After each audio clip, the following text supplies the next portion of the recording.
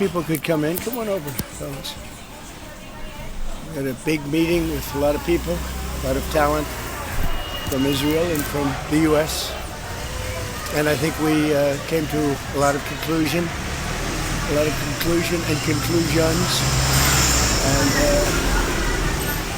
it's very little difference in what we're looking at and where we want to be, where we want to go. And so I just want to thank you for spending time. I know you're going to be over here for a couple of days, and maybe we'll be surprising us on New Year's Eve. That'll be fine. And it's wonderful seeing you and Sarah and your whole group. Very talented group. We've done very good work together, and it'll continue. So thank you very much, people. Thank you.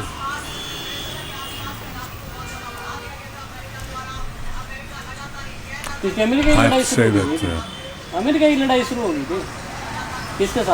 have to say that in addition to what I said, that we've never had a friend, even close friend, with President Trump in the White House. I think he's been extraordinary in his friendship and his support for Israel, his principled position, his willingness to just cut through to get to the essence of things. And I don't say that as a compliment. I just mean it. People have heard me say that behind the back many times. But I want to say something else. I think we have a partnership, if I can quote you, second to none. I think it's allowed us to do enormous things. You know, people said there was a different conception at one time, which means that America can advance its interest in the Middle East if it opens a lot of daylight between it and Israel. And President Trump has done the exact opposite. He's achieved remarkable things in the Middle East because we work together. We talk about our ideas. Sometimes we have different ideas, but we work it out. And most of the time we see eye to eye. But it's been a remarkable experience, and this was a very, very productive meeting. And may I say a very good lunch. Thank you. Thank you for your friendship. And thank you for your support. It went from the heart. Thank you. You know, as I said outside, he's been a wartime prime minister, and we were, I guess I could say I was a wartime president in more places than just to think about it. But Israel was a big factor, and we're with you, and we'll continue to be with you. And a lot of good things are happening in the Middle East. We have peace in the Middle East, and we're going to try and keep it that way. I think we will be very successful in keeping it that way. And you've been a great friend, and I've been a great friend to you in Israel. It's been my honor. And the award that I was given is really surprising and very much appreciated. Well, President Trump has broken so many conventions to the surprise of people, and then they figure out, oh, well, maybe he was right after all. So we decided to break a convention too, or create a new one, and that is to award the Israel Prize, which in almost our 80 years, we've never awarded it to a non-Israeli. And we're going to award it this year to President Trump. This was announced formally over lunch by our Minister of Education, who's responsible for the Israel Prize.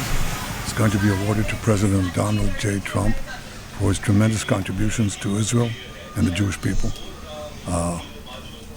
I think it's such a fitting thing, and it would honor us, obviously, Mr. President, if you could visit Israel in that occasion, on our Independence Day.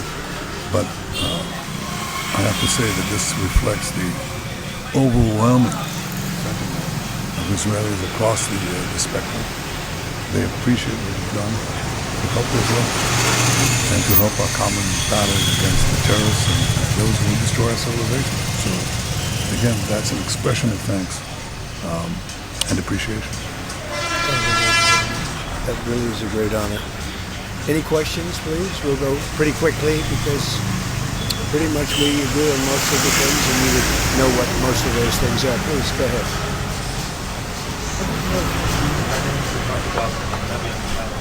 Israel pull back its troops before Hamas fully disarmed, and then it's been issued. You push it up. Well, we talked about Hamas and we talked about disarmament, and they're going to be given a very short period of time to disarm, and we'll see how that works out. Steve Witkoff and Jared Kushner will be in charge of that from our side. But if they don't disarm, as they agreed to do, they agreed to it, and then they'll be held to pay for them. And we don't want that. We're not looking for that. But they have to disarm within a fairly short period of time. Well, that's a separate subject. We'll talk about that. Yes. Did you have a message for the Prime Minister about the West Bank? And are you at all concerned that Israeli settler violence, could be undermined? Well, we have had a discussion, big discussion, for a long time on the West Bank. And I wouldn't say we agree on the West Bank 100%, but we will come to a conclusion on the West Bank. Well, I don't want to do that. It'll be announced at an appropriate time. But he will do the right thing. I know that. I know him very well. He will do the right thing. Yes? There is growing fear of a confrontation between Israel and Turkey. How are you going to ease this tension given the fact that President Erdogan called Mr. Netanyahu Hitler and Turkey Israel to the left? Well, I know President Erdogan very well. And as you all know, he's a very good friend of mine. And I believe that, and I do respect him, and Bibi respects him. And they're not going to have a problem. They're not going to have a problem. I know him very well. And you've seen me do things with President Erdogan and Turkey that nobody else could have done. We're not going to have a problem. He's done a fantastic job. I'm with him all the way. I'm with Bibi all the way. Nothing's going to happen. Yes. Are you concerned that Israel is not moving quickly enough to phase 2 of the peace plan? Well, I'm not concerned about anything that Israel's doing. I'm concerned about what other people are doing or maybe aren't doing. But I'm not concerned. They've lived up to the plan. They're strong, they're solid, and sometimes they don't understand when somebody violates something that you want to give them a second chance. We'll give them a couple of second chances, but no, Israel's lived up to the plan 100%. Don't forget, we made the plan possible by taking out Iran. And speaking of Iran, I hope they're not trying to build up again, because if they are, we're going to have no choice but very quickly to eradicate that build-up. So I hope Iran is not trying to build up, as I've been reading, that they're building up weapons and other things. And if they are, they're not using the sites that we obliterated, but they're using possibly different sites. We know exactly where they're going, what they're doing. And I hope they're not doing it, because we don't want to waste the fuel on a B-2. It's a 37-hour trip both ways. I don't want to waste a lot of fuel. Okay? Prime Minister Netanyahu, Herzog Ostrich told us that you have not talked after the official request of Prime Minister Netanyahu put on. Can you clarify to us? Did you talk Which about request it? are you talking about? The President Herzog, the Israeli President Herzog. Did you talk with him directly? President Erdogan?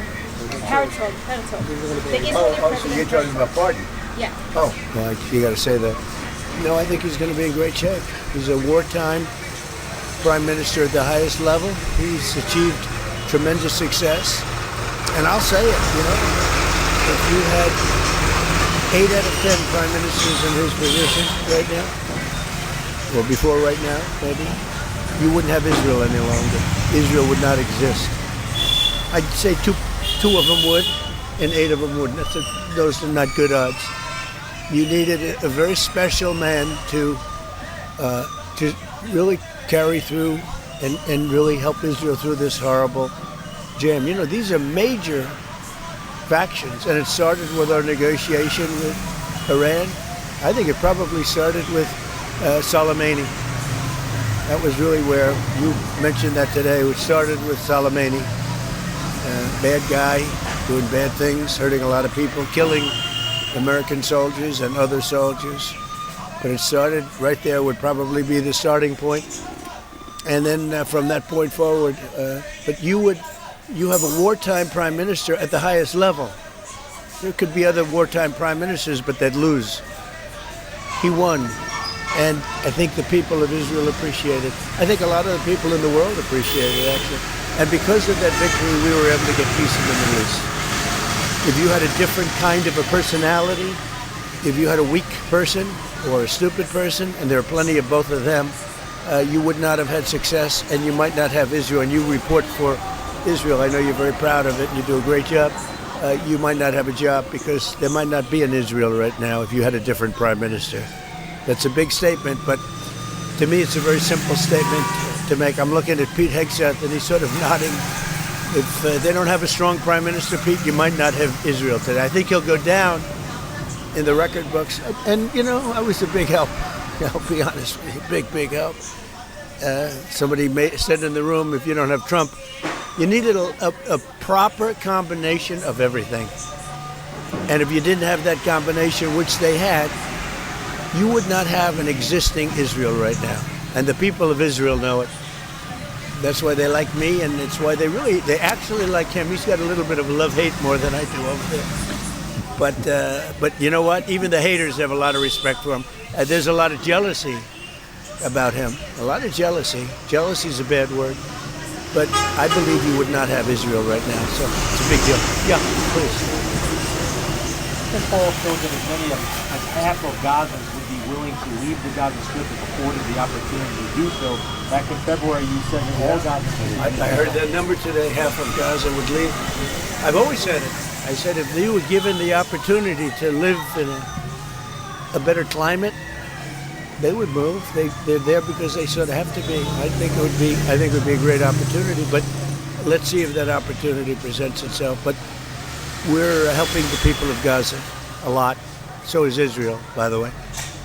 So we'll see what happens. But I saw that there was a poll. It was actually more than half the people would leave if they were given the opportunity. And I've been saying that for a long time. To me, it was common sense. So it's interesting.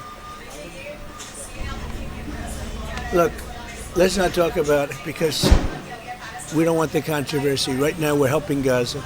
But if they were given the opportunity, I think even higher than that, the group that did the poll is usually, I call them negative pollsters. You have a lot of them. And yet, this poll was, I think, very accurate, other than it would be more than half the people, if given the opportunity. But they haven't been given that opportunity. So we'll see what happens. Point of understanding regarding Syria. We do have an understanding regarding Syria. Now, with Syria, you know, you're a new president. I respect him. He's a very strong guy. That's what you need in Syria. You can't put a choir boy. You can't put somebody that's a perfect person. Everything's nice. No problems in life. You have the opposite there. He's a strong guy. We get along with him great. I can't ask for any more. He's been with us all the way. We had that mishap with ISIS, and he was with us all the way. He was fighting us. You know, he was fighting them. So I hope Israel. I'm sure that Israel and him will get along. I will try and make it so that they do get along. I think they will. Bibi, do you have anything to say about that? Yeah, well, our interest is to have a peaceful border with Syria. Our interest is to have, and we openly say, we want to make sure that the border area right next to our border is safe. We don't have terrorists, we don't have attacks. And we also want to secure our Druze friends. And by the way, I think not only the Druze, but other minorities, especially the Christians, should be protected as well in Syria and throughout the Middle East and in Nigeria. In your efforts, we back completely because Christian communities are beleaguered around the world and especially in the Middle East, but in parts of Africa too. And we stand for the same thing. And don't forget, it was President Erdogan that helped very much get rid of a very bad ruler of Syria. That was President Erdogan. And he never wanted the credit for it, but he really gets a lot of credit. Bibi agrees with that. I agree. I mean, I know it. And President Erdogan should get a lot of good credit for what he did. He got rid of some very bad people. And, you know, they've been wanting to do that for 1,000 years with different names, but for 1,000 years, President Erdogan did it. And we give him a lot of credit. I give him a lot of credit. But I think it's going to work out well between Syria and Israel. Yeah, go ahead, please. terms of the ceasefire agreement had failed to disarm Hezbollah. In your view, should we have strike the terrorist organization again? Well, we're going to see about that. We'll see about it. The Lebanese government is at a little bit of a disadvantage, if you think of it, with Hezbollah. But Hezbollah has been behaving badly, so we'll see what happens. Another operation of Israel in Iran. You said before the meeting with Netanyahu that you're in support of Israel if the ballistic missile project will take on and also the nuclear weapon. But after the meeting, after what you know from the ex-president, how close are we to another war with Iran? Well, I don't want to say that, but Iran may be behaving badly. It hasn't been confirmed, but if it's confirmed, look, they know the consequences. Consequences will be very powerful. Maybe more powerful than the last time. Yeah. And Iran should have made a deal the last time. I gave them the option. I said, you can make a deal. Do it. I told them, do it. And they didn't believe me. Now they believe me. Exactly, and what do you mean? This is just what we hear. But usually, where there's smoke, there's fire. Have you heard the expression? Well, no, I'm hearing that they're not nuclear yet, but maybe nuclear too. The sites were obliterated, but they're looking at other sites. That's what I've heard. They're looking, so it'll take a long time. They're not going to go back to where they were, but they have other places they can go. And if they're doing that, they're making a big mistake. Yeah, there's no reason for them to do it. Mr. President, is the United States currently open to engaging in bilateral discussions with Tehran? We're hearing reports from numerous countries that there may be some discussions. Is that something you would support? Or Yeah, something that is I would. You Sure. would support that? I would, yes. Right now. I have been, by the way, before the war I would support that. I said to him, baby, I said, let's negotiate. And they didn't believe what was going to happen would happen. Yes, ma'am. Exercises basically to test encircling Taiwan. Can you explain to us what your knowledge is of that? What do you think about that? Have you had any discussions with China? Well, I have a about great that? relationship with President Xi, and he hasn't told me anything about it. I certainly have seen it, but he hasn't told me anything about it, and I don't believe he's going to be doing it. No, nothing worries me. Nothing. So if Yeah. you're encircling, if you're doing naval exercises and air I've exercises, been doing naval exercises for 20 years in that area. Now people take it a little bit differently, but in fact larger than they're doing right now. So we'll see. But they've been doing that for 20, 25 years. Yeah. Disarm in that short amount of time that you're giving them. Can you tell us what the next steps would It'll be? Horrible for them. Horrible. It's going to be really, really bad for them. And I don't want that to happen. But they made an agreement that they were going to disarm. And you couldn't blame Israel. By the way, we have other countries that will come in and do it. They said, let us do it for you if they don't. Countries that were with them wanted the deal to be made, agreed that they would disarm, and now if they say they're going to disarm, that's fine. If they say they're not going to disarm, those same countries will go and wipe them out. They don't even need Israel. You know, we have many countries, 59 countries that are in agreement. This is a real peace in the Middle East. And Hamas is a small part of it, but it's still a part of it. But we have 59 countries that signed on, big countries that are outside of the Middle East, as you know, the Middle East. They want to go in and wipe out Hamas. They don't want Israel. They don't need Israel. They want to do it because it's the right thing to do. Because they were for the deal based on the fact that Hamas pledged, they swore that they were going to disarm. Now, if they're not going to disarm, those same countries will wipe out Hamas. Yeah, it should be involved in the day after in Gaza Strip, even in the near future. And the same question to Prime Minister Netanyahu. Do you see a real opportunity that VA will be in Gaza? Go ahead, Lee. I think President Trump put clearly the conditions of reform he wants to see in the PA for them to be involved.